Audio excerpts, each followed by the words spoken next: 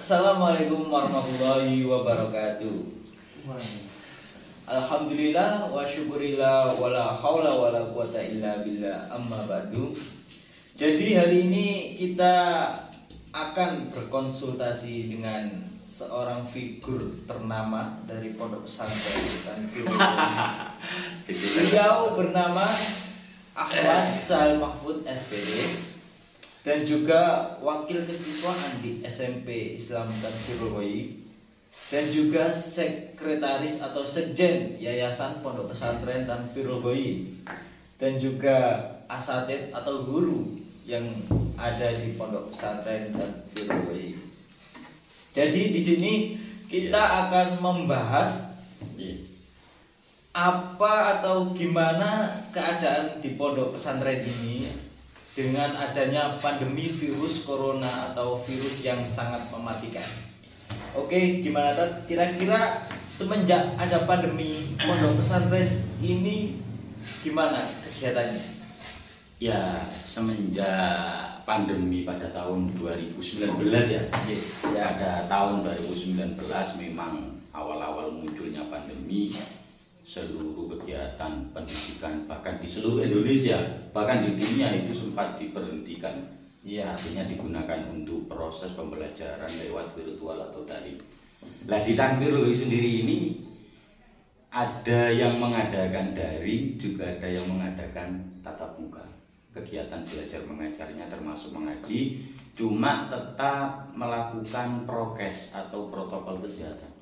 Mulai santri diwajibkan untuk melakukan cuci tangan, menjaga kebersihan di lingkungan, dan juga wajib memakai masker. Lah, itu bagian dari usaha ikhtiar lahiriah kita untuk tetap melaksanakan atau kegiatan belajar mengajar tersebut. Artinya apa? Bahwa ketakutan kami ketika anak-anak santri terlalu panjang diliburkan itu akan mempengaruhi santri tersebut ketika di rumah nanti, karena efek sampingnya luar biasa ketika anak-anak tidak diberikan asupan-asupan gizi keilmuan di pondok.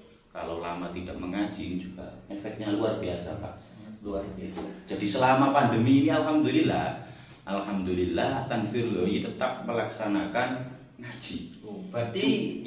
Berarti di pondok masih ada santri gitu? Ada santri, cuma untuk hari ini tetap libur karena sudah melaksanakan PPKM. Ini termasuk juga aturan-aturan dari pemerintah bahwa tahun 2021 ini pemerintah pusat sampai kabupaten memutuskan untuk PPKM selama 20 hari ya. Terakhir tanggal 20 Juli nanti itu. Nah, ini santrinya sudah pulang semua libur ya.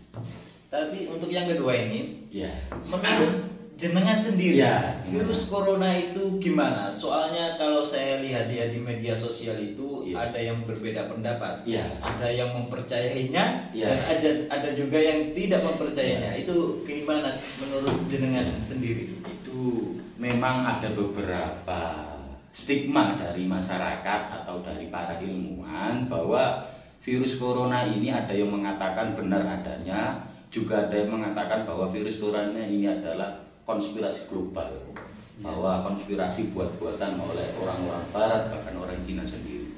Tapi secara batiniah atau lahiriah kita mempercayai bahwa virus ini ada.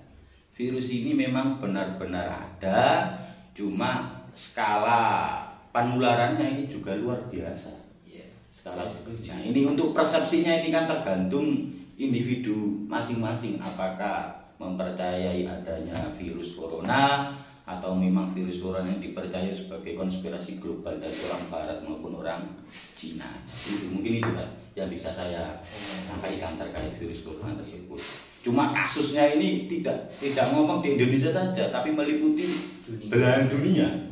Di negara manapun ini juga tersabet oleh Cak Covid. Ya, Cak Covid ini luar biasa, serius Cak Covid ini. Ada juga yang bilangnya itu Mbak Perkona. Ya, Mbak Perkona ini kan masyarakat ini juga lucu sekarang ini. Masyarakat ini juga lucu bahwa di awal-awal tahun 2019 viralnya virus corona ini ini dianggap sepele juga.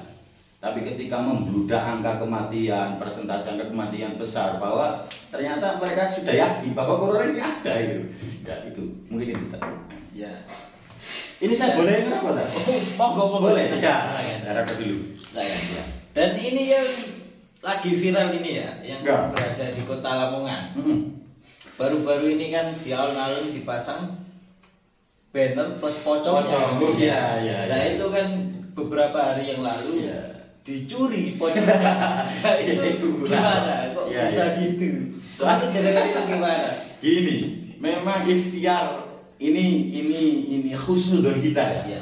Khusnudon kita kenapa poster pocong atau pamflet pocong, banner pocong dipasang di samping alun-alun, itu mungkin bagian dari ikhtiar pemerintah. Iya. Itu sudon kita. Kenapa saya katakan itu sebagai ikhtiar pemerintah? Karena itu agar memunculkan persepsi masyarakat bahwa untuk semakin hati-hati terhadap COVID tersebut. Nah, iya. Cuma ada juga masyarakat yang beranggapan bahwa hal-hal seperti itu akan menghabiskan anggaran. Nah itu juga ada yang seperti itu. Tidak ada gunanya pemerintah untuk memasang pocong tersebut. Mestinya dipasang dengan narasi-narasi yang untuk meningkatkan imun masyarakat.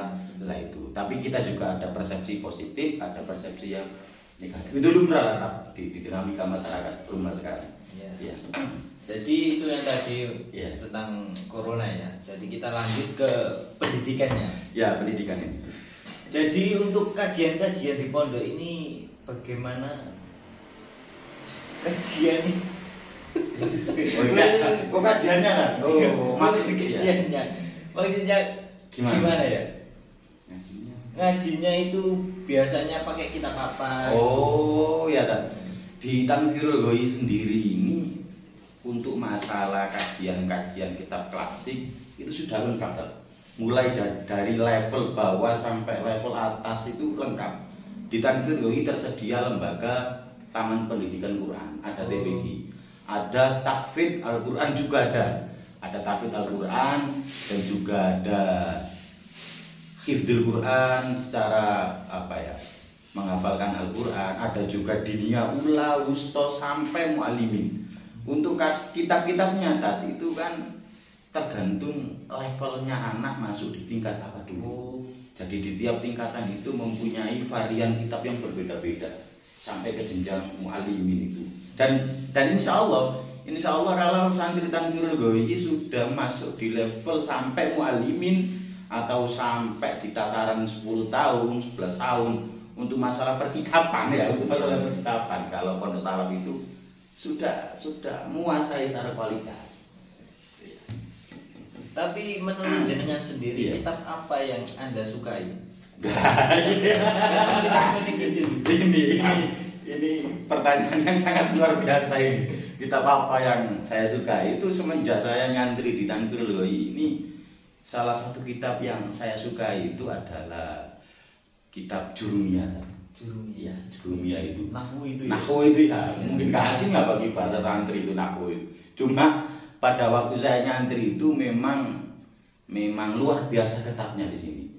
Jadi wajib untuk menghafalkan Imriti, wajib untuk setoran dan lain sebagainya.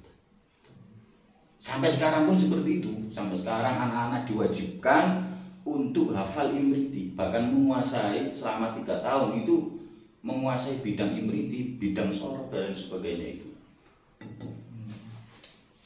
Dan untuk kira-kira itu ada berapa unit lembaga yang tercover di Yayasan Pondok ini? Wah, kalau unit lembaga ini sangat banyak sekali di Tanfirul Ghoi. Salah satunya ada TPQ, ada Madin Ula, ada Madin Wusto, sampai Madin. Juga ada pendidikan formalnya, ada SMP Islam Tanfirul Ghoi. Ini setingkat setelah lulus MI atau SD. Di atasnya lagi ada SMK Islam Tanfirul Ghoi yang baru-baru ini baru berdiri dan alhamdulillah sudah mendapatkan 50 peserta didik di tahun kemarin. Dan untuk yang terakhir, ini yang untuk terakhir ini terkait penerimaan santri baru. Nah, ini dampaknya gimana? Dampak gara-gara COVID terkait masalah rekrutmen siswa ini luar biasa problem dan dinamikanya. Salah satunya adalah rekrutmen siswa atau penerimaan peserta didik baru. Tahun sebelum adanya COVID, tahun 2018, tahun 2017, itu kita masih ringan, tak? Secara publikasi, secara kegiatan non formal itu bisa kita ekspos untuk dilihat oleh masyarakat. Dan untuk tahun 2019 kemarin ini luar biasa. Pemerintah melarang untuk berkerumun. Pemerintah melarang untuk kontak dengan yang lain, apalagi warga yang tidak kita kenal. Gara-gara agar terputusnya virus COVID biar tidak menular. Bahkan di tahun 2020 juga hampir sama kasusnya. Jadi dampaknya luar biasa. Akhirnya pembelajarannya pun terganggu. Pendaftaran secara manual pun juga terganggu. Jadi solusi kita adalah tetap melaksanakan PPDB tapi melalui jalur online. Dan alhamdulillah sampai hari ini tercover, berjalan dengan lancar. Jalur online, tesnya pun kita juga tahun 2000 awal-awal COVID juga melakukan, ada yang online, ada yang tatap muka tapi melakukan prokes. Ya, jadi itulah penjelasan dari figur ternama di pondok pesantren ini. Dan terima kasih sudah menonton video ini, semoga bermanfaat dan Channel Jazab. Dan jangan lupa subscribe channel ini dan jangan lupa like juga. Terima kasih. Assalamualaikum warahmatullahi wabarakatuh. Waalaikumsalam.